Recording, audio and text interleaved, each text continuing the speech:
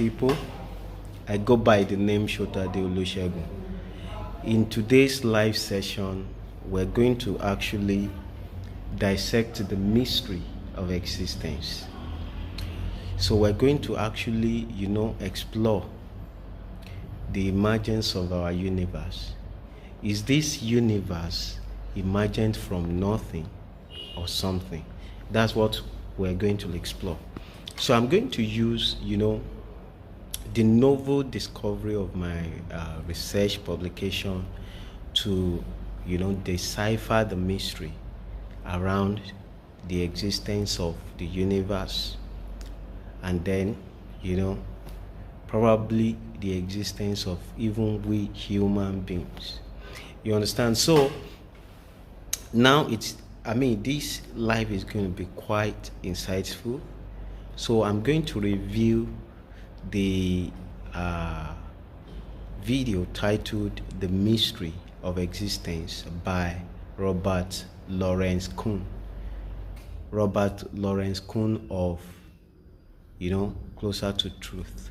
That is the video we're going to actually use in this reviewed version. You understand? So then I'm going to use the image that I have point.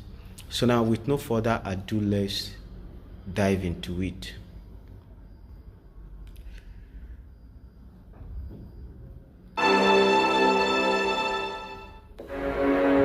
What is the biggest of all questions? Does God exist? How did the universe begin? What is consciousness? Is there life after death? Big questions, surely, but none of them the biggest. Here's the biggest. Why is there anything at all?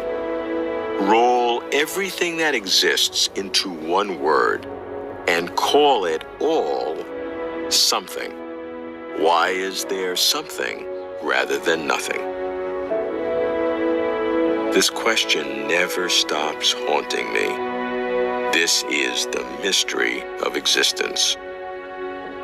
I'm Robert Lawrence Kuhn, and Closer to Truth is my journey to solve this mystery. Solve? No, not really. I'm not deluded. I'm just obsessed.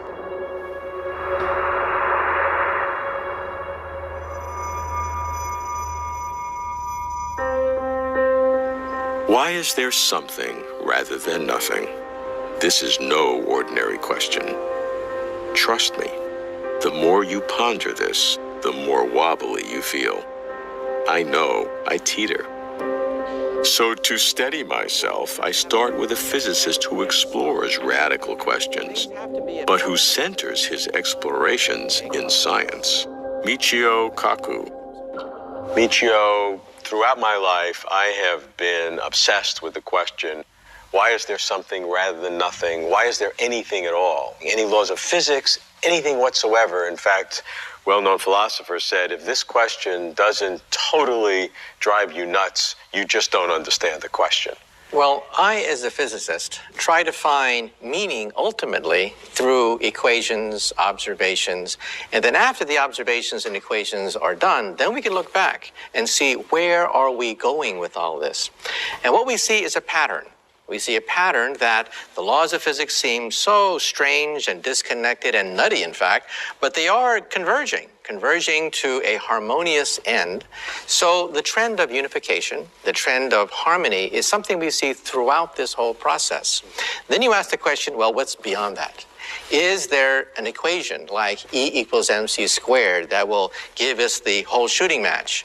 And I tend to believe the answer is yes, that there is an equation, perhaps no more than half an inch long, which will give us the entire theory of creation itself. You realize that on a sheet of paper this big, we can already write down all the known laws of physics, extending from the heart of an atom all the way out to the nature of the Big Bang and the galaxies themselves.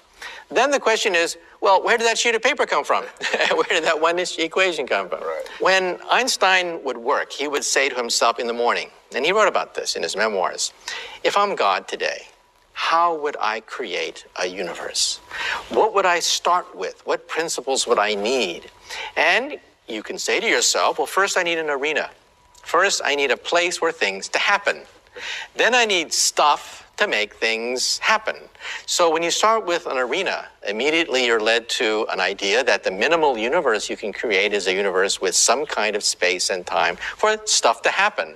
And then you have to have stuff happening. But it didn't have to be this bizarre quantum theory, but it does have to be this bizarre quantum theory. You see, the simplest stuff that you could have is Newtonian. Things going around other things, Earth going around stars. That's the simplest stuff you can have, but it's unstable. If I have two solar systems collide, what happens? I get mush. If I have solar systems bumping into each other, I have planets being flung out, stars colliding with stars. It's a mess. So therefore, atoms made out of gravity are not stable. Therefore, you have to have a glue that can hold stuff together. Things have to be at more places at the same time in order to make two things stick. That's where the quantum theory comes in. So you have both of these major ways of thinking. You have the arena, space and time in which things happen, and then you have the kinds of laws which create the matter, the stuff, or the events to happen within that arena. And that all coherently makes sense. But the question pushes us back one step further. Where did those laws come from? How do you get them now so beautifully that work together? The answer, I think, is mathematical self-consistency. When you start to create a theory of an arena and a theory of stuff that sticks together, almost immediately you find that mathematics is unstable. Things fall apart. Things don't stick together. Newtonian atoms don't stick together. When you start to put in consistency, mathematical consistency, then you realize it could be unique. There could be only one theory where stuff's... Sense of a personal God, I assume. That's right. The God of Spinoza is what Einstein believed in. He called him the old man. That is, the lawgiver that existed in some sense before the universe was created. Yeah, the old one or something like that. The old one, yeah. right, he said. And the old one was not a person as much as this ubiquitous principle of harmony, of order, of consistency. Right, and so mathematical consistency is so stringent, that Einstein said maybe God didn't have a choice. He asked himself the key question, did God have a choice in making the universe? And he realized that maybe the universe was unique. It had to be the way it is because there's no other possibility.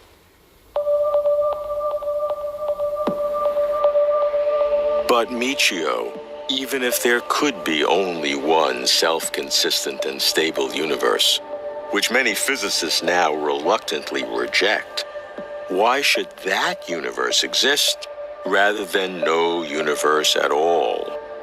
Granted, self-consistency and stability are needed for the universe to exist. But do these qualities have originating, creating power to cause the universe to exist?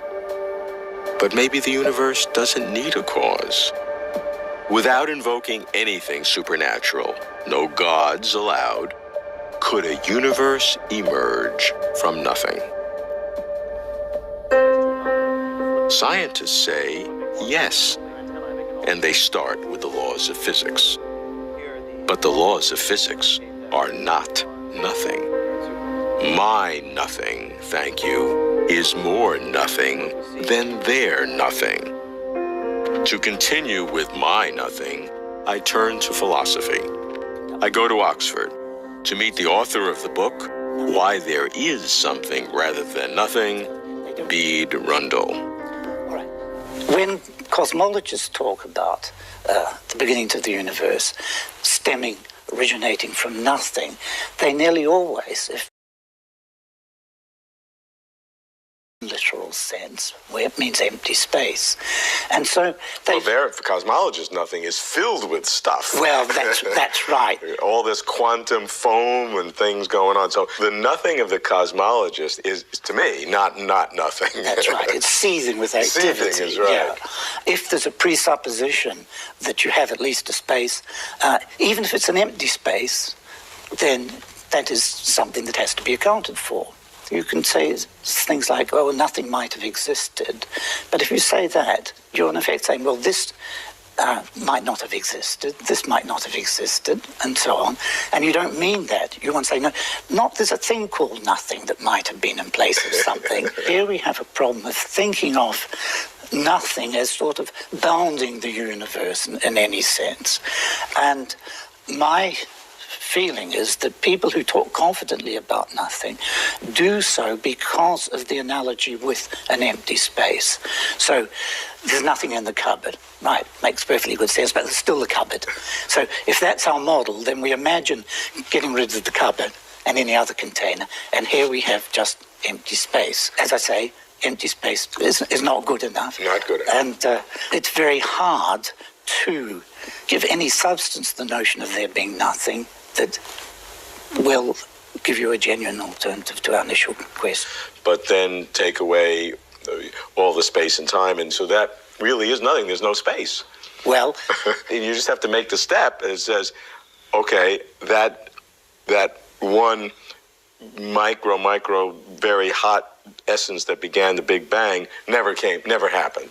And so then you really do have nothing because you don't have space. Or time. Or time. That's right, yeah. But then can you say that you have nothing in the sense that that's an actual state of affairs that obtained at this point?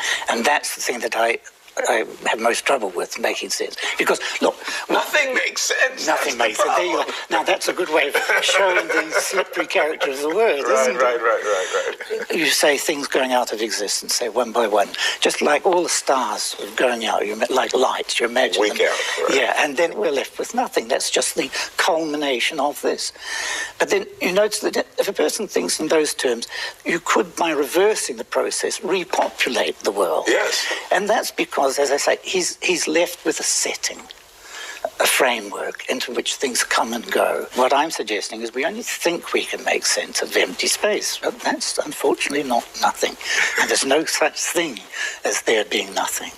There is God and... To Bede, it is impossible for there to have been nothing. There must always have been something or other. I do not agree. My intuition cries out that there could have been nothing, that nothing would have been easier, simpler than anything. But nothing does not obtain.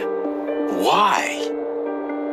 I go to a philosopher who, for his entire career, has wrestled. Co-editor of the book, The Mystery of Existence, Why Is There Anything at All? John Leslie. John, the question, why is there something? The most fundamental question that human beings can ask. However far back you want to go, in the creation of the universe to the cosmic foam erupting in universes, that something comes out of that nothing. Well, that's not a nothing. That cosmic foam has laws, it has particles, antiparticles, forces, all different kinds of things in that kind of nothing. You have to ask why there was that something. So at the end of the day, we still have that question, why is there something existing rather than nothing?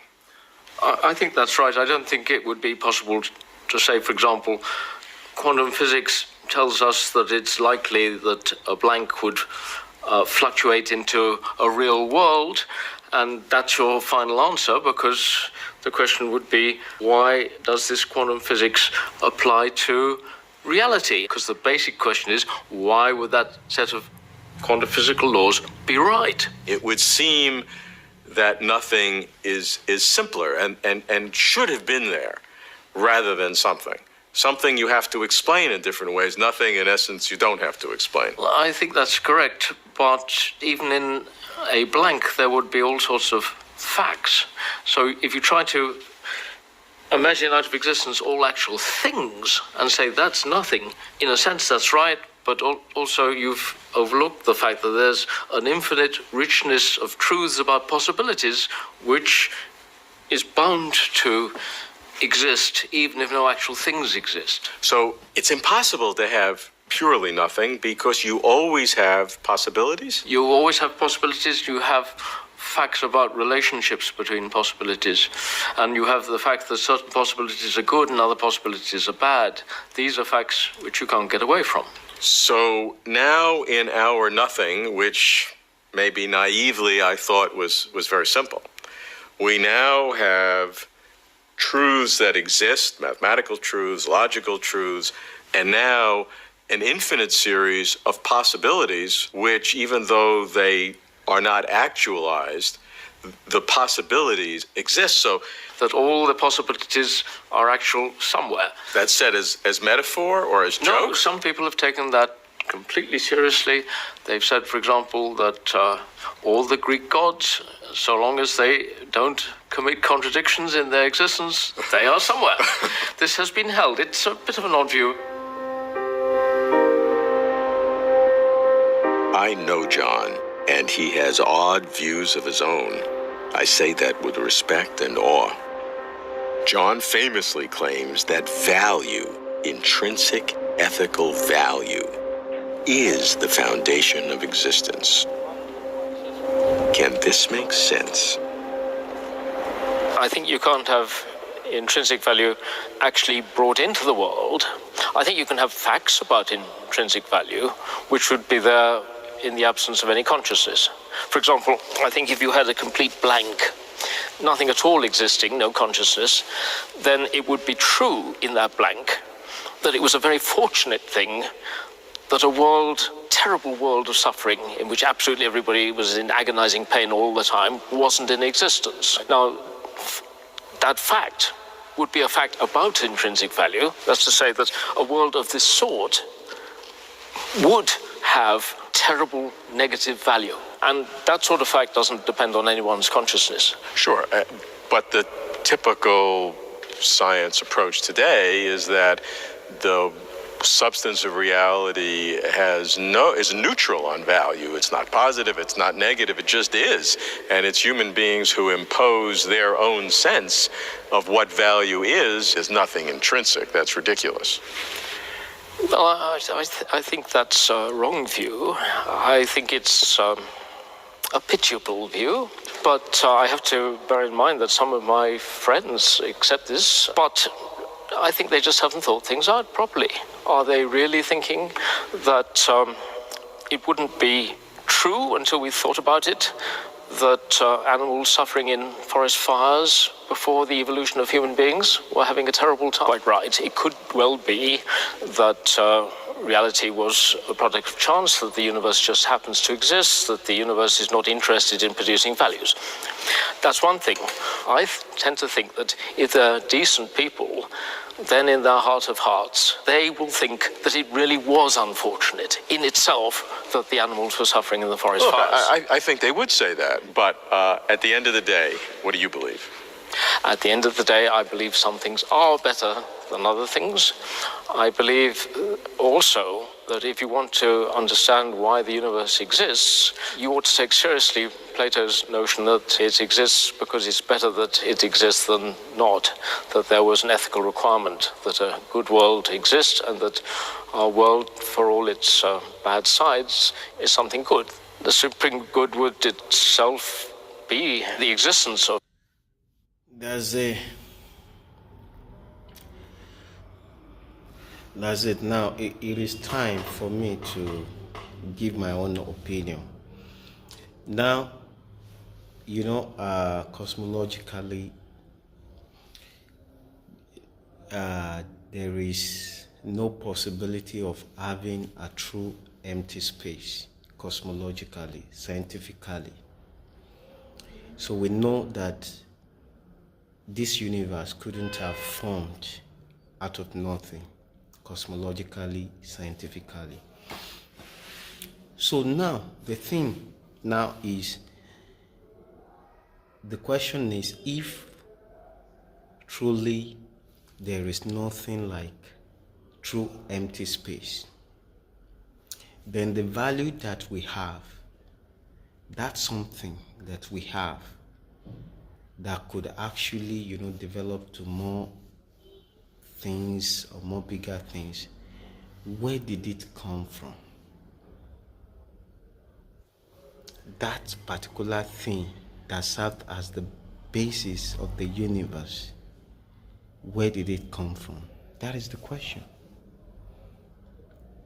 So now, the thing is, do I agree that there is no true emptiness in the universe? Yes, I do. So I'm actually saying this so that you know what I intend to support. So, and I'm of this opinion simply because of my novel research discovery. And so I'm going to use my research to decipher the mystery of existence in this particular video. So now I'm going to use this image that I have here. So with no further ado, let's dive into it. Yes, I have really made it big because I want us to see it clearly. So now the thing is this. I want us to know that the classical mechanics to quantum mechanics, we have speed difference factor. And it's one of the reasons that there is this difficulty in, merging the quantum mechanics to classical mechanics. So we know that by, the mathematical formalisms that scientists have been using, we know there is this huge divergence and no mathematical, and also by applying formula of everything, which is the formula that I developed to unify quantum mechanics to classical mechanics. I actually saw that divergence, and what formula of everything was able to do is just to bridge that gap for us. And that is why we usually have this manual annihilation, but basically we're going to really have that in form of spontaneous annihilation of suspended zeros. So now, before I go deeply into formula of everything, I want to actually start the whole story with Schrödinger equation, and I'm going to follow it up with relativistic quantum physics. So the Klein-Gordon equation, we're going to use that. We're going to explore that to see to get to see this emergence of the notion of nothing is actually or truly nothing. So we often have something, and then we're going to explore the relativistic quantum physics of the Dirac equation, and then we will now go through the formula of everything, go through its application, and see how formula of everything is able to unify quantum mechanics to classical mechanics. Well, I go by the name, just like I said, right from the inception.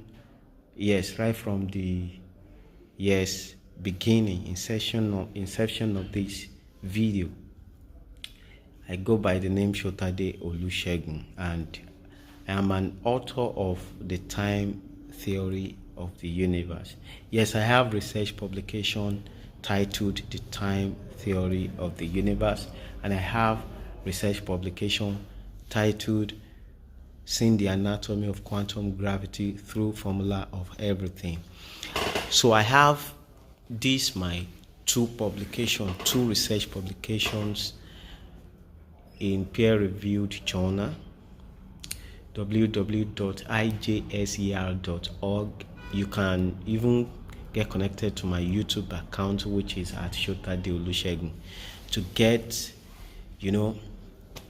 my video series, especially on Shotadiology, which is a novel field of study in science of course, it's a proposed field of study.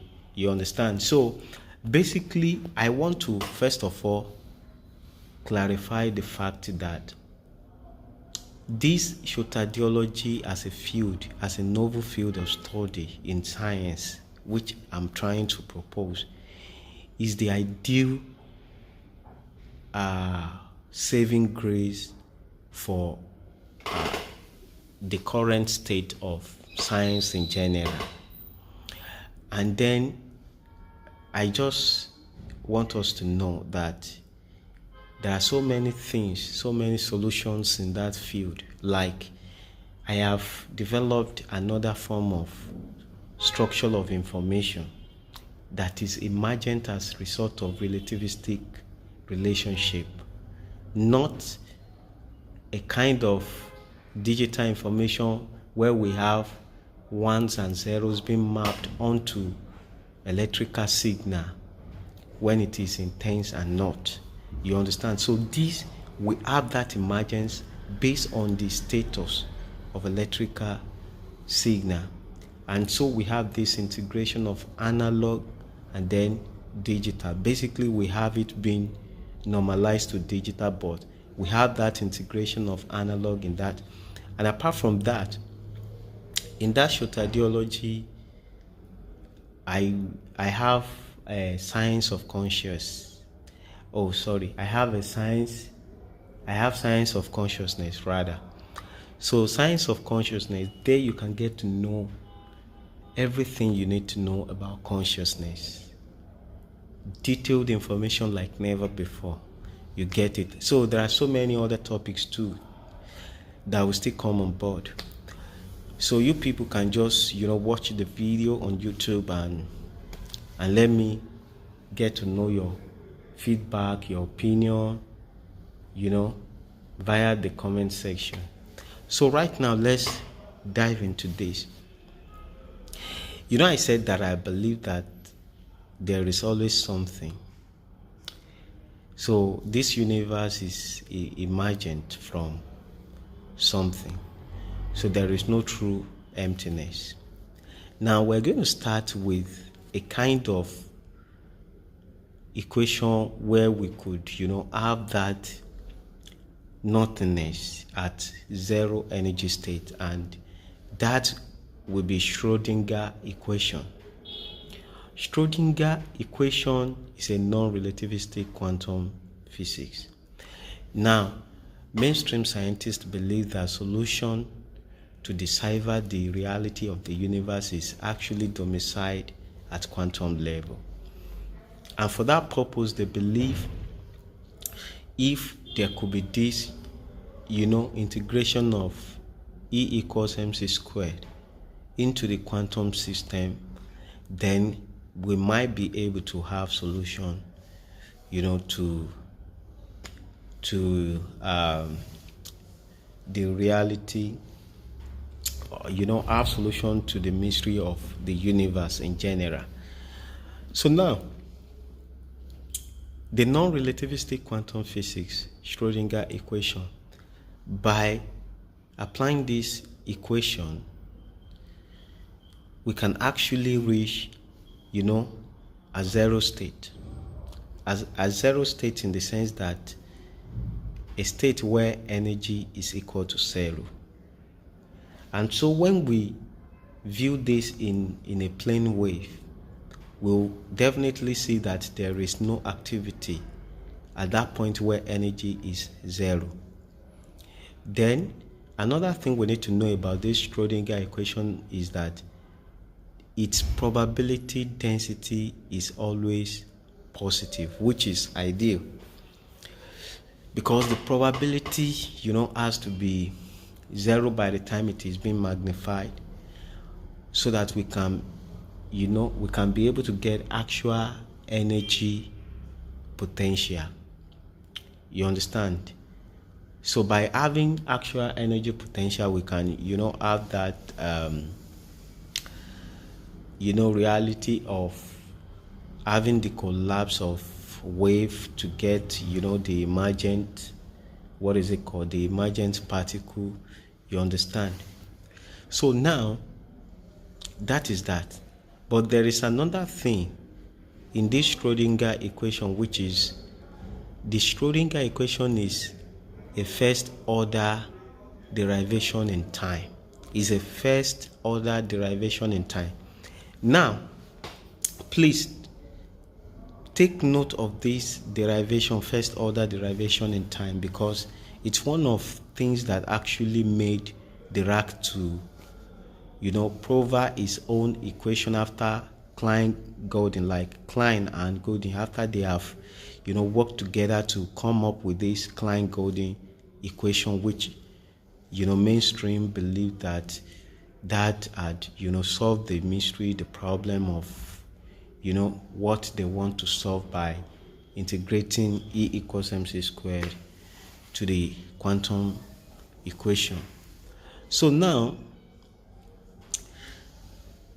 this relativistic quantum physics of Klein-Gordon, we have it to be what we have right down under the Schrodinger equation. But the issue is that it is a second order derivation in time. Now, I'm going to, talk more about this second order derivation in time versus first order derivation in time. Now, by having second order derivation in time, it means that we have actually negotiated the curvature of the, the lowest point or the maximum point, as the case may be. And what that is telling us is that the initial state, the first order derivation to that second derivation, will now give us that virtue of rate of change. Because once we have one initial state to the second state, we need to include rate of change in that system. And then by having this second order derivation in time, it means that the trajectory is actually towards the so if we're to say that the trajectory is actually coming from the first initial state, and then by having this second derivation, it means that it's actually approaching the black hole singularity in this case. And definitely there are some things that this equation might, miss, because the position that's supposed to be the present phase of that time peregrination is being omitted. So we just have this trajectory right from the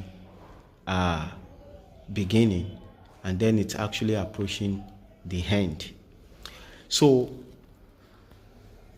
but the first order derivation in time, it's a kind of trajectory that we actually go towards the present phase and then explore what is right there at the present phase.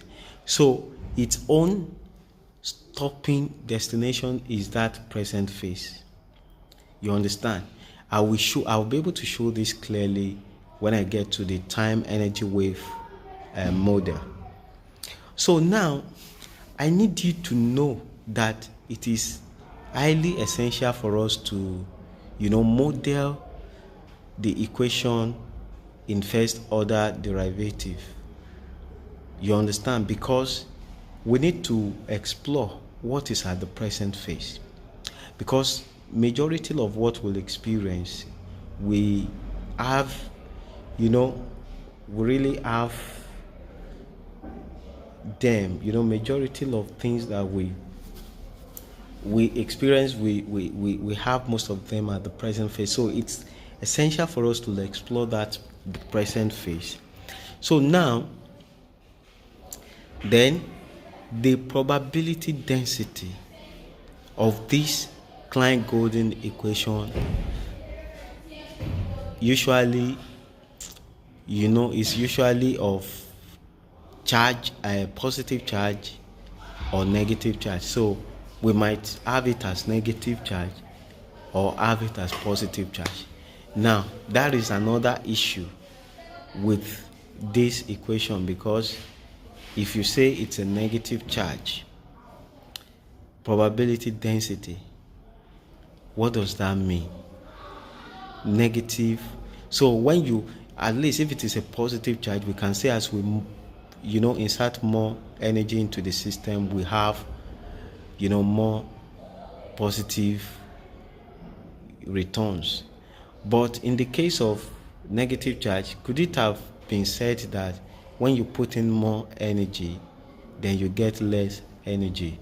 So there is a big problem with this as to how this can be analyzed and as to how this can be explained. So Dirac had problem with this as well, and that is why he had to go ahead with his own solution. And so we now have the Dirac equation. So the Dirac equation, Dirac had to use Dirac matrices or gamma matrices, using 4 matrices, you understand, to derive this solution in such a way to have first order derivative in time. And so we have the formula. So the formula itself has this probability density, which we call C of energy. So it has positive C of energy and negative C of energy. But Dirac was able to solve this by telling us that when he discovered that, he realized there is this huge gap between the positive energy and negative energy. So now I want you to pay more attention to this spot, this diagram under the Dirac equation, where I have relativity, mass, shell. Now the positive energy is the upper region, then the lower region is the negative energy. So positive energy at the upper region, then negative energy at the lower region. If you look at this box very well, you see that the negative energy and positive energy, they are being separated without any connection between the two. Now that is the major challenge. So the Dirac equation could not give us the kind of solution that would integrate the negative energy in, or that would, a kind of solution that would connect positive energy to negative energy. So now there is that gap. So Dirac then solved the whole thing by embracing quantum tunneling. And then he said, when there is this huge radiation, then there is possibility for that negative energy state to have holes, and then the holes will act as positive charge, and in that case they are antimatter. So they are antimatters of the matter of the positive energy. So right at the positive energy region, we have electrons. So definitely Dirac was telling us that in the negative energy state, we're going to have positron. So initially it might be electron, but immediately after the radiation we have holes, and then once we have positive charge right there, then there is possibility for the electron to be attracted by the positron, and then they can have connection. You understand? So based on the Pauli exclusion principle, based on that, fermions would not be, we shouldn't have such quantum tunneling, but once we have positive charge, then we can actually have that. So that is how Dirac was able to solve the whole thing for us. So now, why must we have this relativistic quantum physics as opposed to non-relativistic quantum physics? Well, the non-relativistic quantum physics, is actually pointing to the fact that when we are at zero energy state, there is nothing more. You understand? But there is this phenomenon of no true empty space. And as a result of that, then scientists believe that even at zero energy state, there must still be some kind of energy, since vacuum is not truly empty. So now, by having this relativistic quantum physics, then we're able to know that when energy is zero, there is still intense wave momentum. So now, Klein-Golden has this energy momentum even when the energy is zero.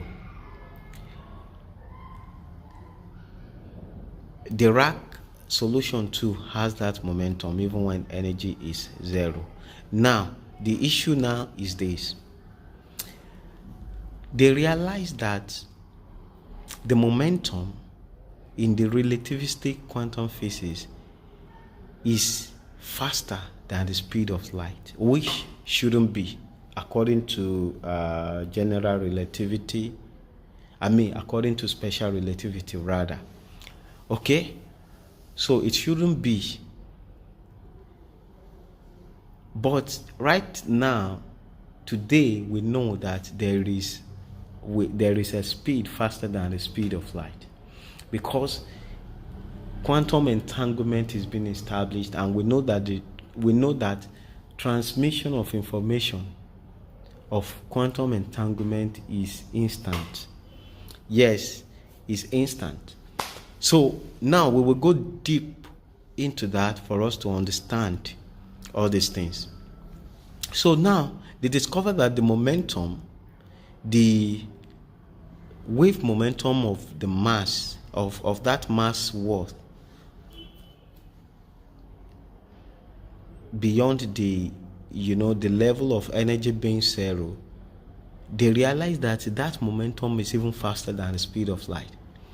And then when they gave it cursory look, they realized that it is the phase. So they now say that the phase velocity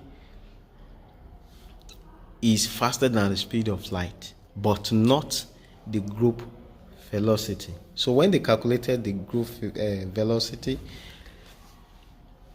they proved it that yes, indeed, group velocity wasn't faster than the speed of light, but then the phase velocity is faster than the speed of light. Now the question is this: if phase velocity is attached to the group velocity and that phase velocity is faster than the speed of light, isn't it ideal to say that the phase velocity has the potential to pull, or by the virtue of that speed that is faster than the speed of light, then there is tendency of something that is faster than the speed of light? You understand? So now when you look at the wave, the Schrodinger wave that we have, which is this wave, it's a complex system right now, because we have many phases: red, blue, red, we have black phase, red phase. So this is a complex wave. So we're going to have intersection of imaginary wave to real wave. So by having this, the Schrodinger wave, the speed of light, SL, is greater than the GV, which is group velocity. And then when energy is zero, there is no activity for Schrodinger wave equation. Now, the KG wave, which is Klein-Golden wave, we realize that the GV, which is group velocity, is lesser than the speed of light based on the proof. But the PV, which is phase velocity, is greater than the speed of light. And when energy is at 0 point, we still have intense wave momentum. So now that is what scientists now resolve to.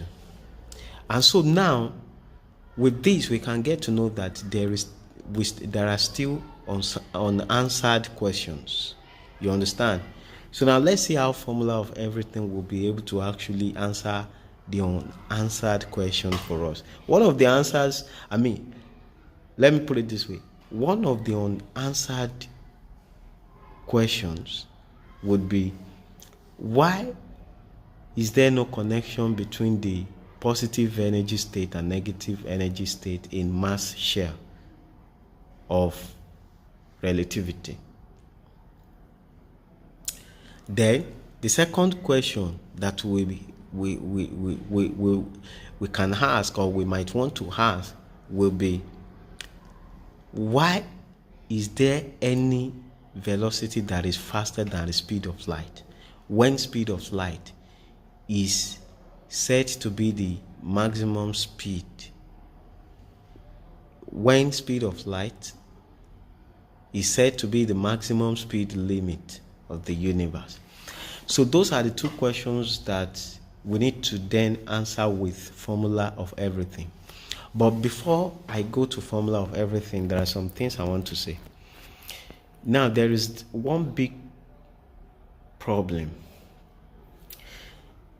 Mainstream scientists believe that solution, reality of the universe, will be obtainable at quantum level. Yes, linked to that reality of the universe will be through quantum mechanics.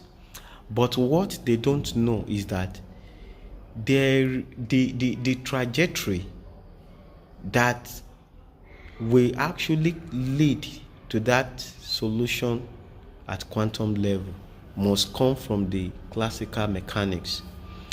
So classical mechanics, quantum mechanics is not independent of classical mechanics. So that is why when you are on Earth, being so close, being on Earth, being that close to the Earth, you will not see the totality of the Earth, and then you will see the Earth being flat. You will see the Earth as being flat. But now when you go into the space, you move away from the Earth. When you reach a certain position far apart from the Earth, then you'll be able to see the totality of the Earth, and you'll be able to know that Earth is not flat. So you can see that in that analogy, we are actually moving away from the Earth. We are traveling back into the cosmological space, which can be termed as classical mechanics. So classical mechanics has its own reality that cannot be disconnected from quantum mechanics, and quantum mechanics has its own reality that cannot be disconnected from classical reality. So now, when you now move so deeply into the space such that Earth now become a point, then you can actually liken that to quantum state, because right where you are, you can't get the detailed information about Earth anymore.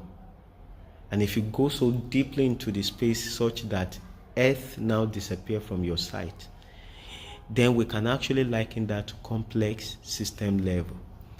So now, based on that analogy, we know that classical mechanics is not independent of quantum mechanics, and quantum mechanics is not independent of classical mechanics. And apart from that, when you try to look at a scenario where you have an object at event horizon of black hole, now what the external observer will see is different from what the object will experience.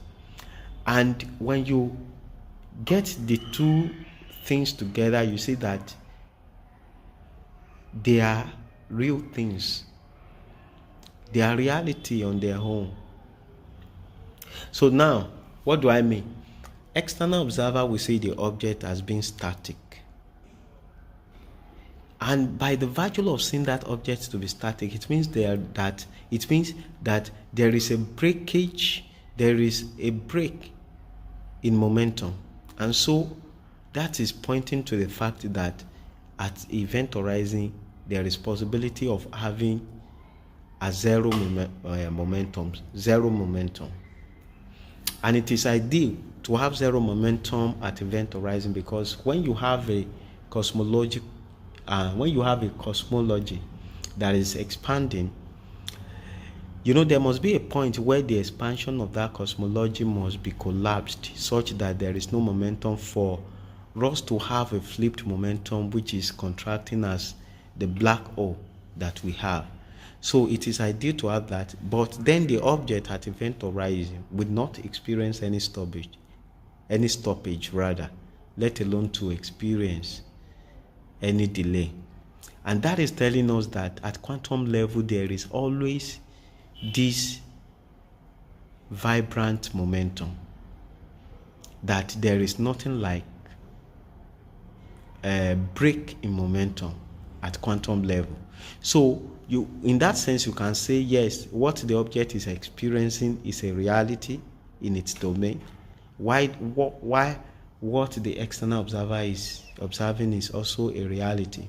You understand? So now when we consider the two analogies, then we can get to know that classical mechanics is dependent on quantum mechanics, and quantum mechanics is dependent on classical mechanics.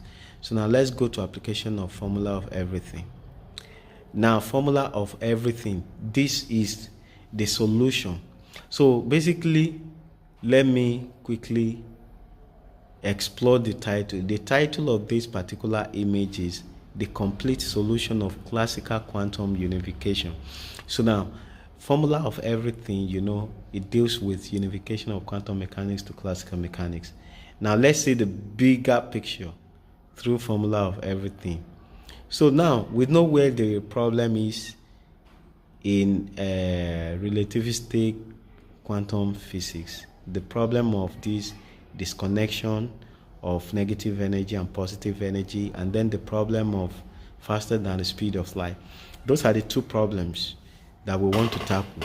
But don't forget that what we are actually treating is the mystery of existence. So we get there. Please just bear with me. So now, formula of everything, FOE, which is the T, the M, capital UM plus 4M. Now, when we use electrons mass worth, which is 9.109 times 10 raised to power minus 31 kilogram. So we substitute that in the place of 2 M's that we have. Then we have what we have below the first phase result. So by having this, we're going to get the classical counterpart of that electron's mass worth, which will be 2,277,250,000 kilograms. That is what we get by applying that formula. And that is the classical mass of that electron, the counterpart. So now, by having this mass worth, then it means that we are able to, have position of the classical mass worth to position of quantum mass worth. Good. Now, using the classical mass, if we were to use that classical mass worth in that formula, then we have what we have right here in front of using the classical mass. And that will now give us what we have here, which is 5.7 times 10 raised to power 48. Now, this thing that we have here, we need to extend it in standard form. because we want to know what is actually happening with that value. By extending the value, we then realize that the weak conveying force, which is this 4m, the value of the 4m is being suspended. But basically, what we have there is not really, should I say, because we have 4, and 4 should, we want to multiply 4 with 9.109 times 10 raised power minus 31. That is what we want to do with that weak conveying force, the weak conveying force part of that formula. So now we still have that base value of electron being suspended at 32nd position, and now you see that we have zeros, and those zeros, they serve as suspending zeros to that weak conveying force. So now we have strong conveying force. We have weak conveying force being suspended to that strong conveying force. Now, the UM is the strong conveying force. Now, the first thing that this is telling us is that there is this suspension in the universe. And so, we now need to manually annihilate the suspended zero. Now, this suspension that we have is going to be diagonal. It will be at the, angle, it will be at angle 45. It will be at angle 45 because it's at classical level. It will be at angle 45. And so by having this to be diagonal, the manual annihilation, which, we just only want to annihilate the suspended zeros, and that is going to be vertical because we're dealing with zero right here. So that trajectory down will be vertical, and that will serve as the base, as the baseline of the equilateral triangle that is being formed by this. So by having this diagonal trajectory at 45, then definitely we're going to have another diagonal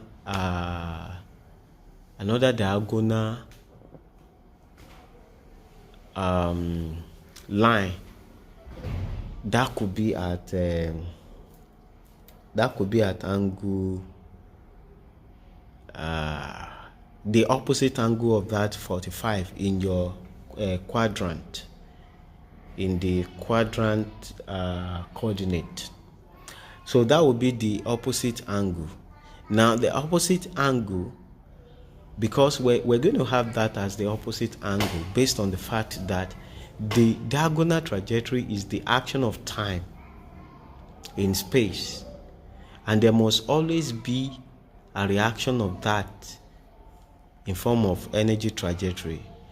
And so we have that to form the sharp edge of our equilateral triangle, and then this manual annihilation will serve as the baseline of that equilateral triangle. But now the kicker is that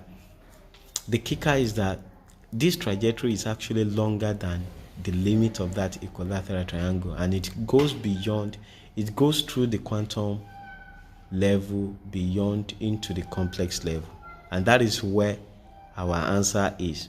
So now we're going to have this trajectory to be vertical, and to manually annihilate, we'll now take this value, which is 9,109.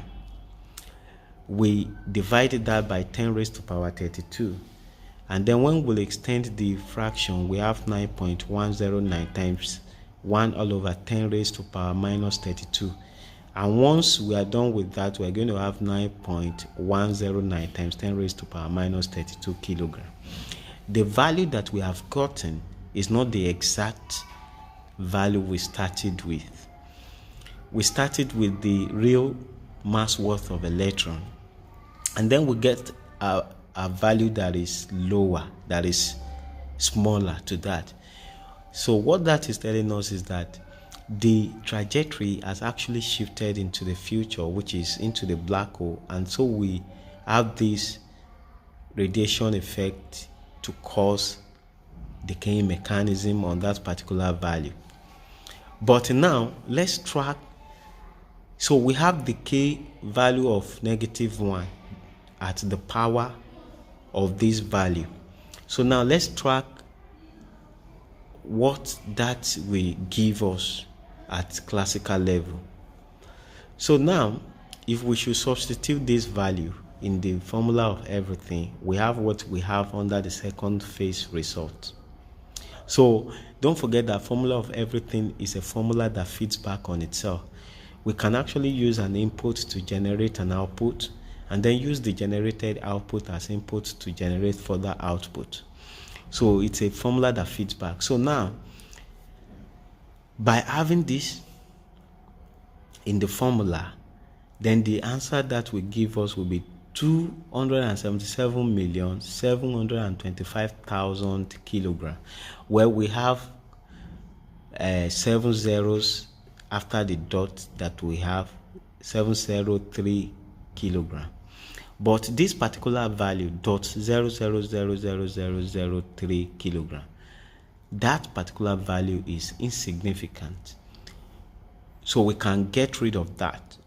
In fact, we need to get rid of that so as to know the position of things at quantum level, because this might deny us of getting the real position of this 277,725,000 kilogram.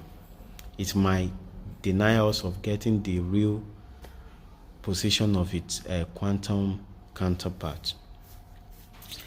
So now we now have that value, and so we're going to substitute that into the formula of everything. So now,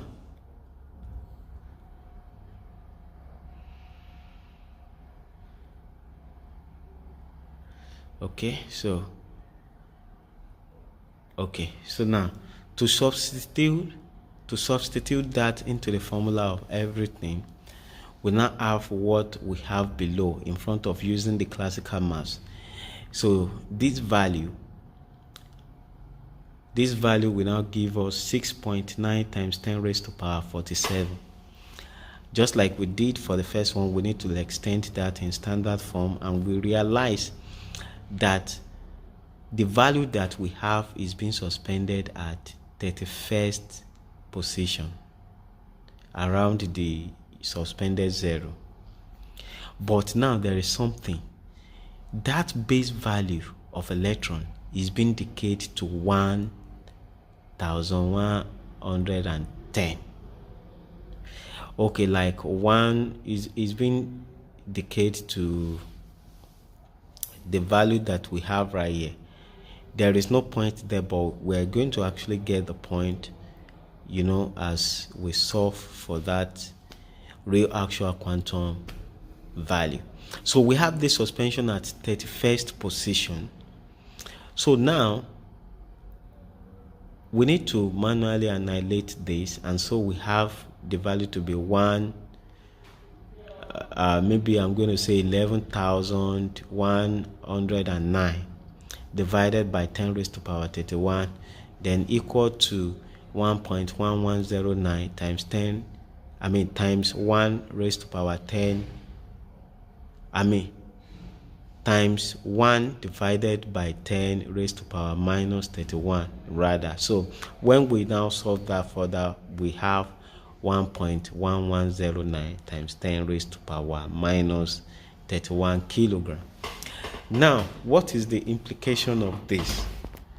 The implication of this is that the transition from the real electron mass worth to 9.109 times 10 raised to power minus 32, it has the difference of -1. Now, the base value of electron is then being decayed to 1.1. If you compare the two, you see that we have asymmetric system, asymmetric answer, because -1 to +1 will actually cancel out, and it will result to nothing, just nothing that we have been searching for in this particular video, mystery of existence. But then this mathematics, this formula is proving to us that there is no possibility for nothing, because by having it to be asymmetric, then we will always have suspension of that tiny remnant, which is 0.1109. Even if even we have the +1 and -1 to cancel out. So basically, you can see what we have there. Even electron itself has this quasar-like signal, swinging function. It means we're going to have that as infinite loops, and that is what we have in the third phase result. When you supply this value, this quantum value that we have in the formula of everything, we will still get the same thing. So now the third phase result, that has resulted to these infinite loops. So basically, it means that there must be a suspension for us to have infinite loop. There must be something that will energize that infinite loop. So right inside the black hole, right inside the core singularity of black hole, we have something rather than have nothing. So now let's look at this time energy wave model.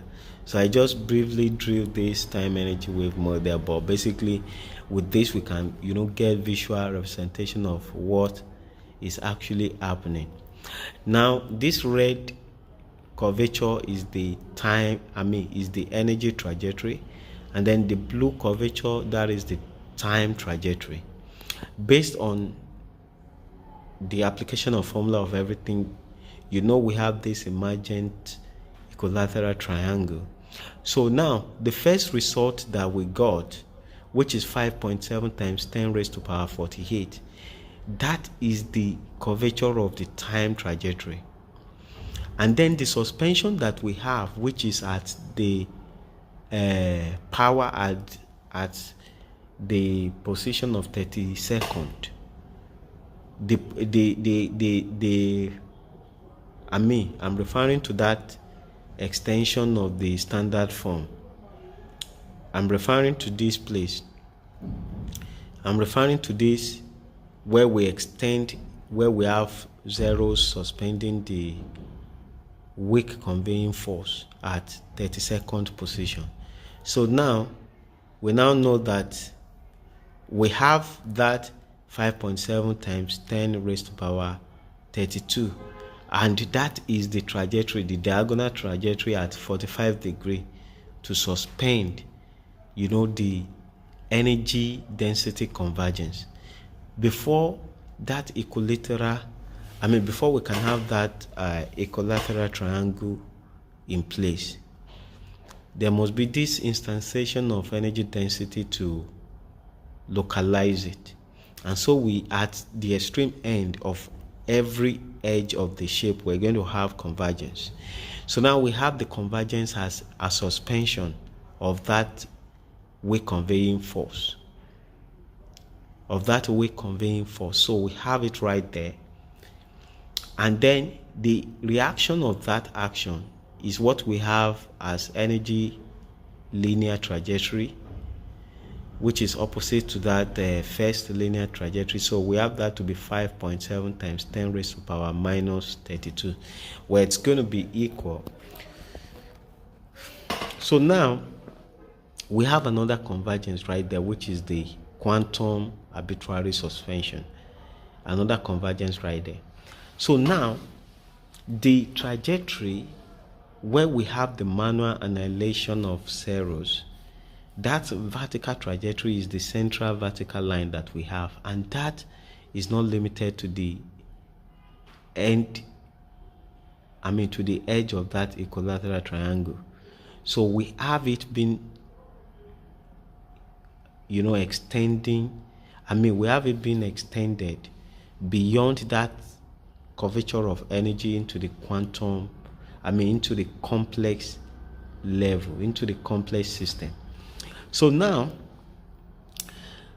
by having that to connect to a positron, which must be flipped into the system to have momentum into the black hole, then it means that the trajectory of time, which I usually call, reality field, by its elongation, it is a field. And why must we have the elongation right there? Because if something is said to be instant, then it should be snappy. We shouldn't have the elongation. We shouldn't have the line being feasible as we have it. But basically, the energy elongation is ideal for us to really have that trajectory in order to bridge that divergence, number one.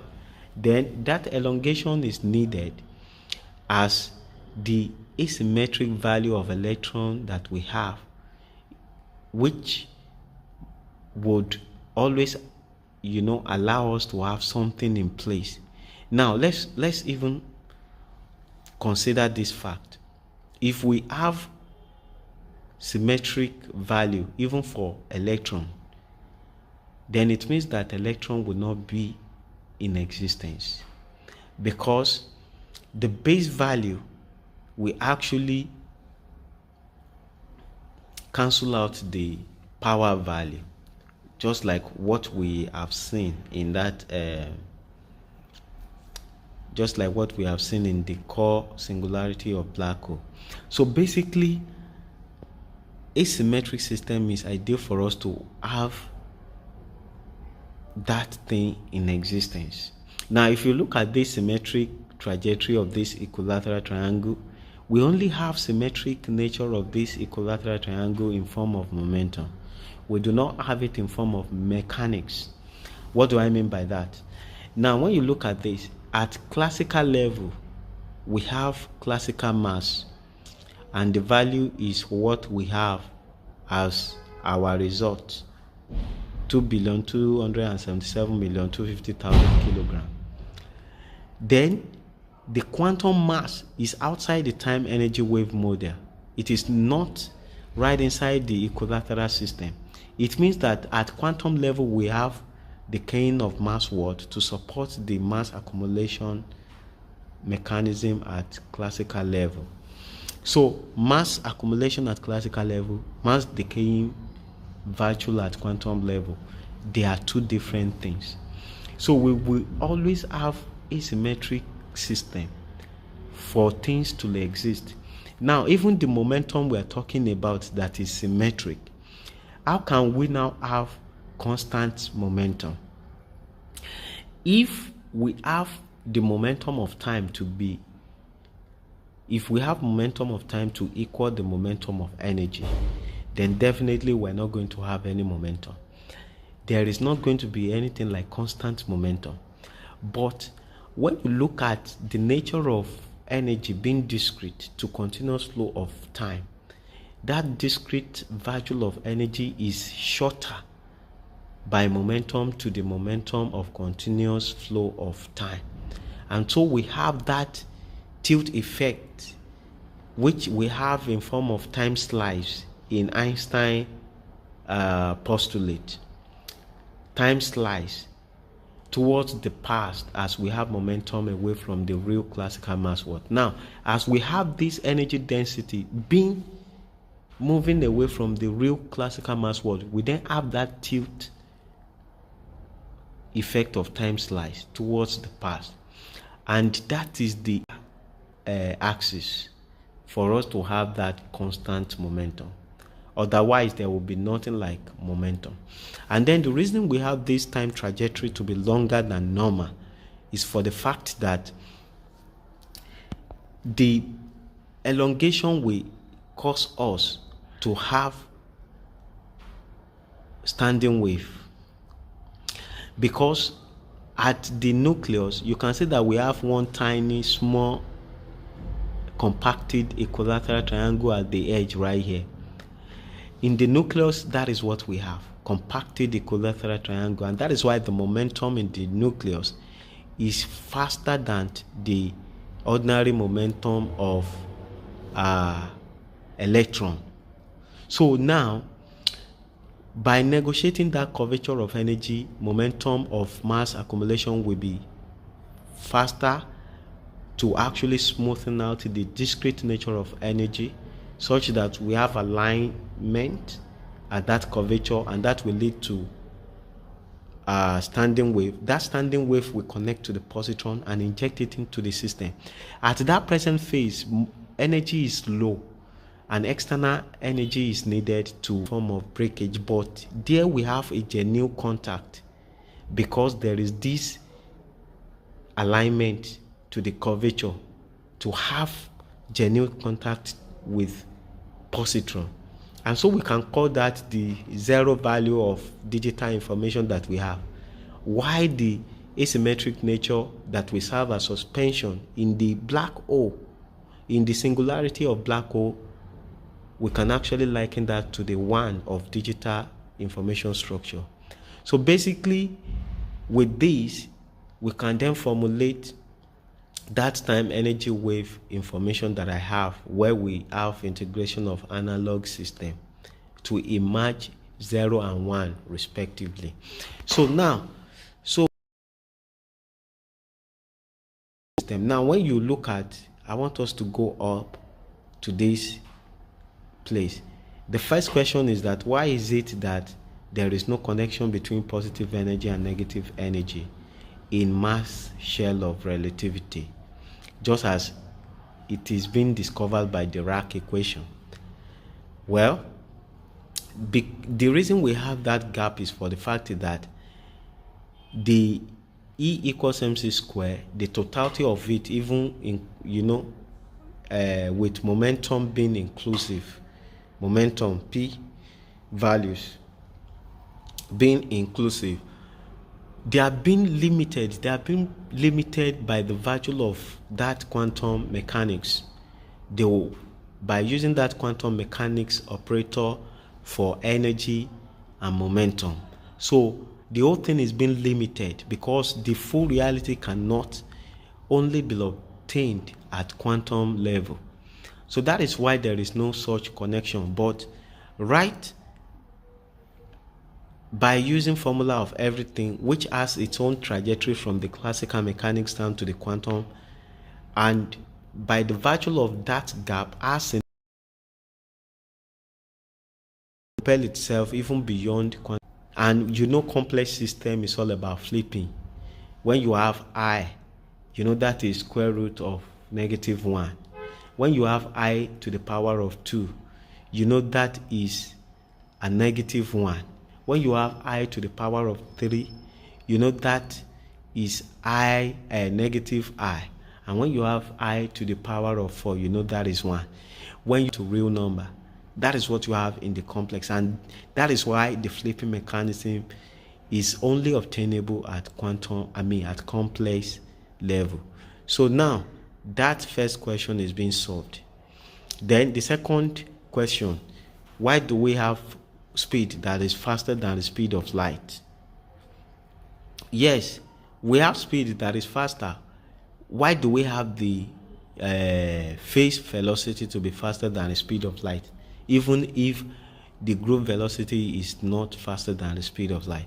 Now, when you look at it, when you look at the time energy wave model, where can you say you have entanglement? You are going to have entanglement right from the nucleus. Oh,